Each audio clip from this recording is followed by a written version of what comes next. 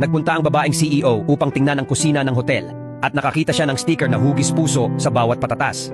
Noong bata pa siya, madalas niyang nilagyan ang mga patatas ng ganoong mga sticker at mas mabilis itong naibenta ng kanyang ama. Gayunpaman, ang kanyang matalino at anak na pag-uugali ay nagdulot ng paninibugho sa kanyang kapatid na babae. Isang araw, dinaya siya ng kapatid na babae sa taniman ng mais at dinala siya ng mga estranghero.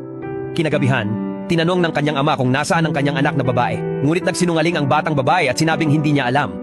Agad na kumuha ng flashlight ang ama at lumabas para hanapin siya. Bagamat buong gabi niyang hinanap, hindi pa rin niya mahanap ang kanyang maliit na anak na babae. Lumipas ang 10 taon. Ang kapatid na babae ay natanggap sa kolehiyo, ngunit ang maliit na kita ng pamilya ay hindi kayang bayaran ang matrikula. Kaya, nagbebenta ng dugo ang ama para mabayaran ang kanyang mga bayarin sa kolehiyo. Ibinigay niya ang lahat ng pera sa kanyang anak na babae. Binili rin siya ng ama ng tinapay, ngunit tumanggi ang anak na babae na kunin ang tinapay at humingi ng $10,000 na gastusin sa pamumuhay. Nangako lang ang ama na gagawa siya ng paraan. Pagkaalis ng panganay na babae, naisip ng ama ang kanyang maliit na anak na babae. Ngunit ang hindi alam ng ama ay ang kanyang munting anak na babae ay naibenta sa isang mayamang pamilya. Hindi lamang siya namuhay ng maayos, ngunit nagkaroon din ng pagkakataong makapag-aral sa ibang bansa. Kahit na kailangang bigyan siya ng pamilya ng $50,000 bilang mga gastusin sa pamumuhay, tinanggihan ng maliit na anak na babae ang pera. Sinabing nakatanggap na siya ng scholarship.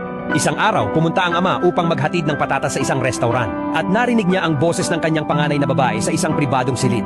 Gayunpaman, nang makita ng panganay na anak na babae ang kanyang ama na pumasok, pareho siyang nagulat at natakot. Sa gulat niya, dinampot niya ang isang baso ng alak at ibinato iyon sa kanyang ama. Natigilan ng ama sa hindi inaasahang tagpong ito.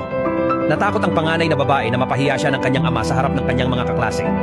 Agad niyang tinawagan ang manager ng hotel at ang ama ay pinalayas na parang pulubi. Sa sandaling iyon, ang CEO ay dumating sa hotel para sa inspection at hindi sinasadyang na-spray ang bukong-bukong niya. Sa sandaling iyon, nahuli siya ng ama. Tumingala siya at nakita ang anting-anting sa leeg ng ama. Eksakto ang agimat na iniwan ng kanyang ina bago siya namatay. Agad siyang nadala sa emosyon.